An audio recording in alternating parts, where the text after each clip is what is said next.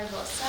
I go by my nickname Yuli, and I was born and raised in Los Angeles, California. I grew up in the San Fernando Valley, and yeah, this is where I come to make work currently. MFA student at Berkeley. This installation that I've been working on the past couple months, it's called Ternura Means Tenderness. It was inspired by this birria dish, which I'll give you a little backstory about birria. Birria is a dish that originates from Jalisco, and that's where my family is from. But it goes back to when the Spanish brought goats over to Mexico during colonization, and the Spanish did not want to eat the goat meat because it was not tender enough and it wasn't desirable, so they called it birria. Birria in Spanish means something without value or use. So they allowed the local indigenous people to eat the meat. So then they decided to slow cook the meat in the earth with herbs and spices and make it into this delicious stew that then they also called birria. So in a way, they took this meat that was undesirable and not valuable and made it into something valuable. So that transformation is what inspired this project. The idea that material can transform, and how recipes are this like magic and this transformation.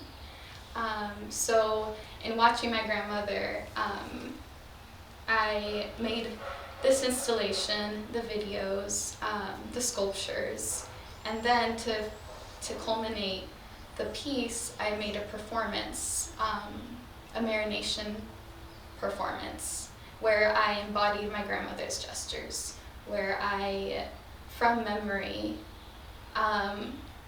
made her dish.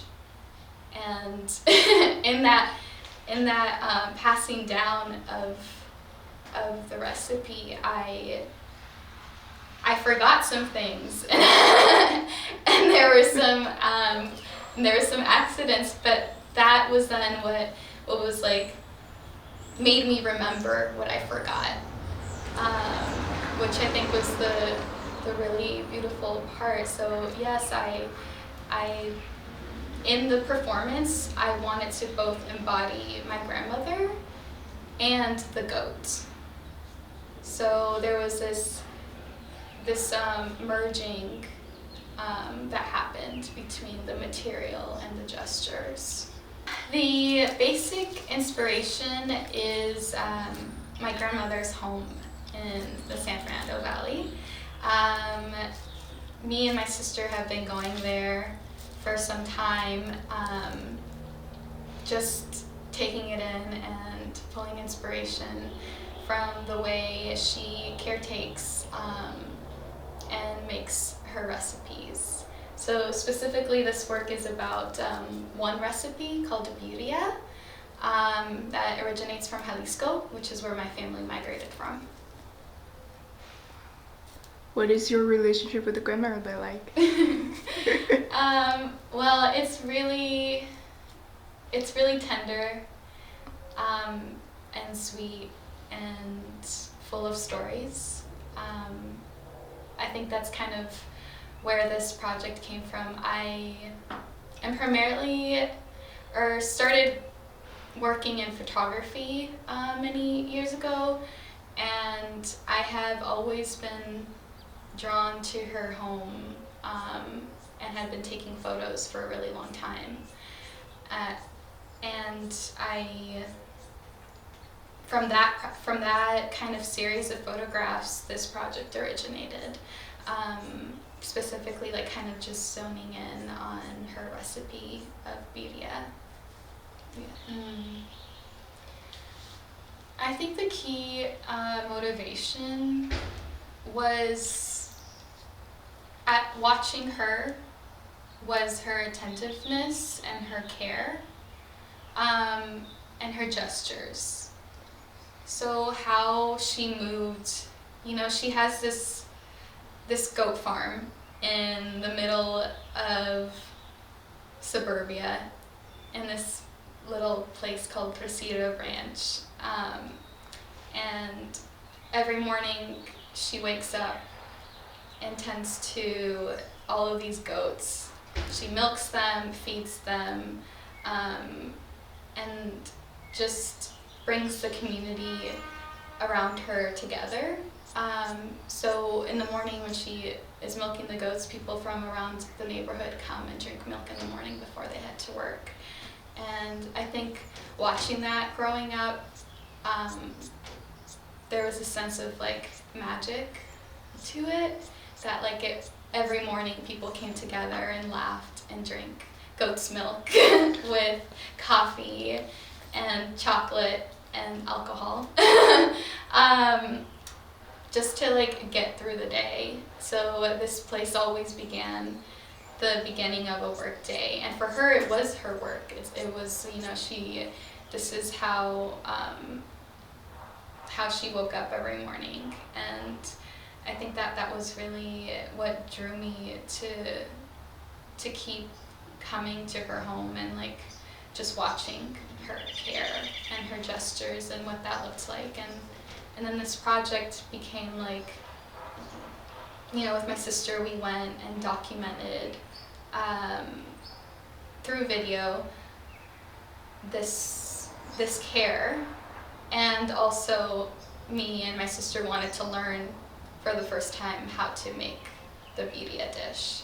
So the videos became this 3-channel installation with some objects that were inspired by that passing down of knowledge. And yeah, the 3 video installation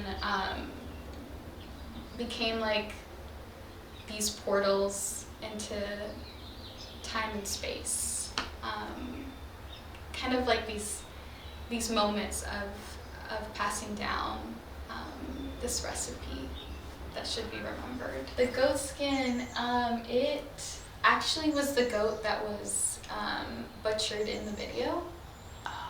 So in that video I learned how to butcher the goat, and then I learned myself how to preserve the skin by tanning the hide.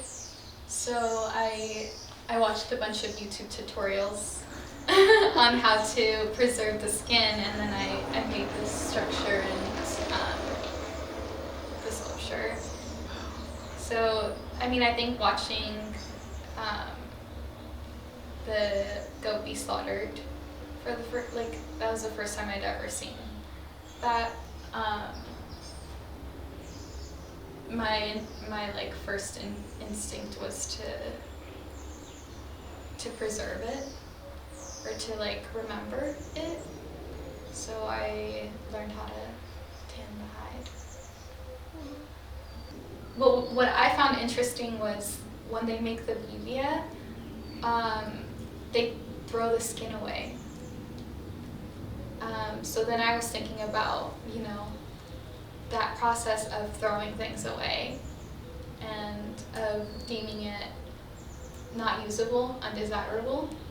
So again, back to the birria, the skin is tossed because what is it used for? For nothing.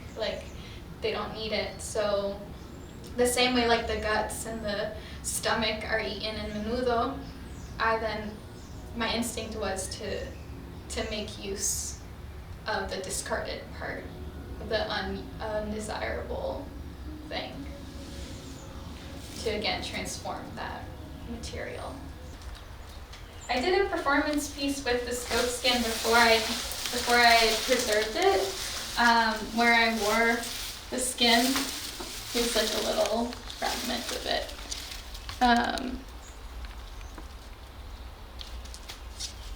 And in this performance, I think I was kind of channeling my queerness and wearing this goat with horns and this hybridity of femininity and masculinity, and like clearing the space between animal and human. And then when I saw the goat being butchered, I also cut my hair as this also like gesture. And then this is a knife that was used to butcher the goat. So again, tying together the goat and myself and having those two entities become one. And then here's the bird cage I used in the installation. There's a photograph here of my grandmother's door. So then this, in the installation, the gate is always open. So there's like this sense of air and aromatics too, because this cage usually holds all the ingredients for the birria, or is intended to. And then here's the skin I made for the performance that has been drying and is like stained from the chili. And it also smells like the adobo. Oh, I remember, it left in my hands for a while. Mm-hmm. And here's some photographs from the performance that I did in the installation. In the gallery? In the gallery, yeah. Yeah. So this idea of consumption is because, again, it ties to the transformation. When you consume something, it goes through all of these processes in your body to break down and then come out. So I think that I was thinking about consumption in the sense of transformation and of breaking down material and reshaping it. I think there's two sides to that coin, maybe, or not even two sides, there's just nuance within that, because we have to consume to stay alive. So we have to take nutrients in, and I think that's kind of the area that I was thinking about, is how this dish kept people alive by eating it. And there is another side to the story too, where I was thinking about the consumption and like appropriation of culture.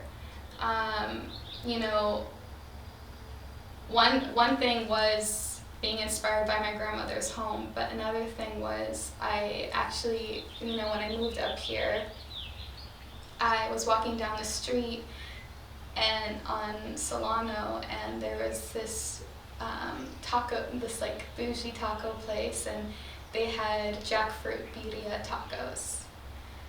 So that, when I read that, I was like, oh, well, where's the goat? Where's the story?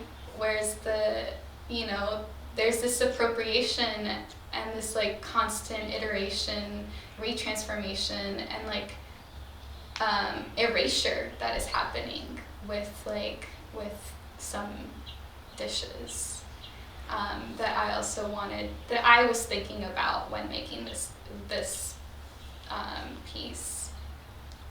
Kind of what I was working with is like this idea of, specifically with like the performance, I think that was what made it extremely layered for me, in that it's still showing me, like, I'm still sitting with the work. And I think it has to do a lot with my own personal experience of navigating these two worlds, both like, feeling like I am consumed, as a queer person of color, and also how this dish is being consumed, and how, as I create this dish that my grandmother has showed me how to do, I then marinate myself, but when I marinate myself, it looks like blood. Like, it becomes this, like, I don't know, this inside outside, like showing what's on the inside on the outside, but also being vulnerable to consumption by whoever is watching me. And the way I tried to navigate that space was by having people help me make the adobo, by having having them help me peel the garlic, and saying like, you are part of this, you know, you have the choice to participate in this, and also in like, and how, where do you stand? Like facilitating a space where people can ask questions about consumption, about cultural appropriation, about the transformation of material, and remembering, you know, remembering the violence that went into making the start of this dish. You know, the fact that the goat was brought to Spain along with colonization, that there is this embedded violence, and specifically also like violence in still in like my culture, like, you know, queer bodies in both my American side and my Mexican side are not treated well. and thinking about making my queerness visible by embodying the goat, by being this hybrid. Yeah, I don't know. Thinking about that violence as well. I think that this piece had healing qualities to it for me, for sure. Just like, then again, like the marination, it's something that is put onto flesh to like seep in and then be transformed. So I think that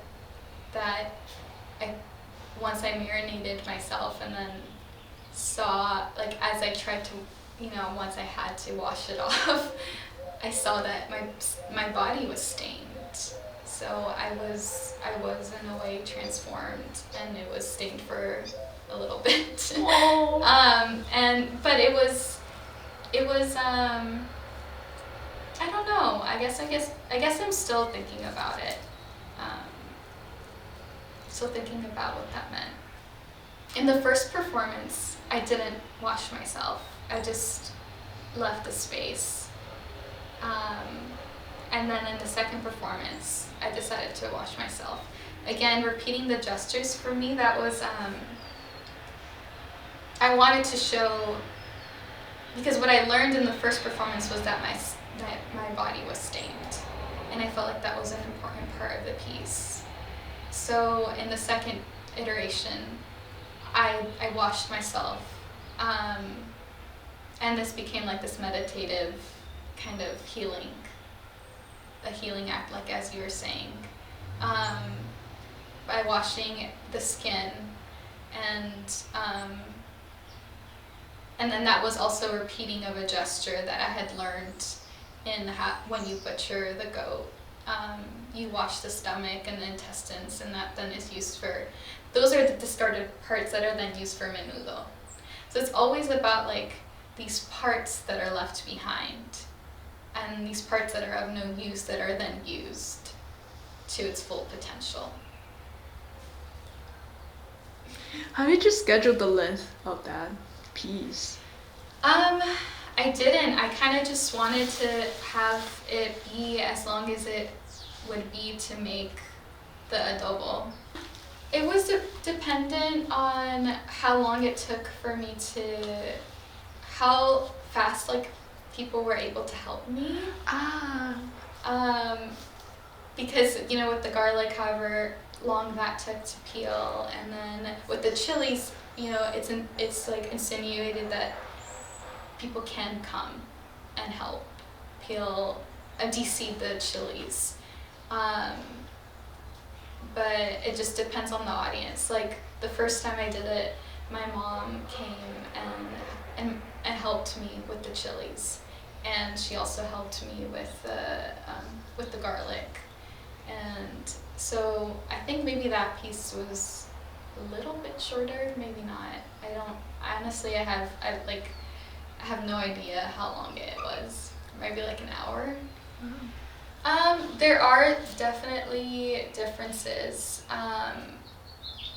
Well, the first one was in the installation, and the projections were a big part of that.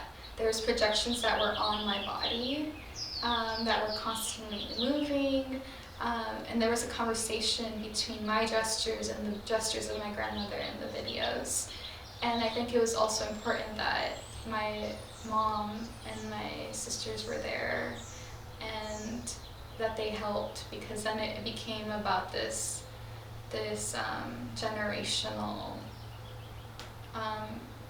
passing down of knowledge, like what it means to like come together and to learn a recipe, and for it to be in the dark, and for it to be like this like special thing, because you can't really see what's going on as like an audience member. I mean, I don't know, I wasn't the audience, but I would assume that it would be hard to see in the dark what is actually going on, but you can see the bodies and the shadows, and I feel like that's kind of, that was important to that piece.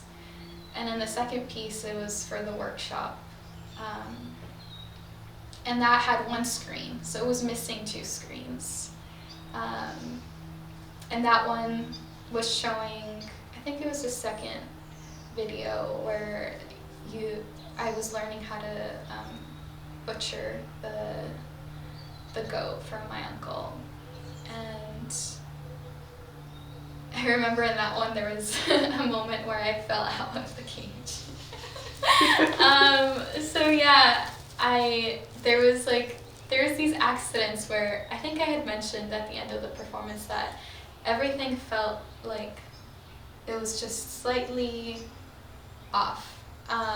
Not in a bad way, but like my family was missing. I feel like there's like this, I was in a way like longing for the other performance. And there was this trying to remember and repeat, but I couldn't really, because it was a whole new different space and a whole new different time.